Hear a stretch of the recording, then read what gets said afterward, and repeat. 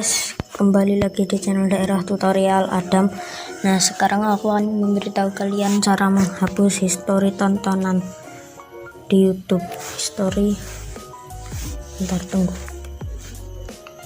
History tontonan yang di sini banyak sekali ini, dan history tontonan pencarian.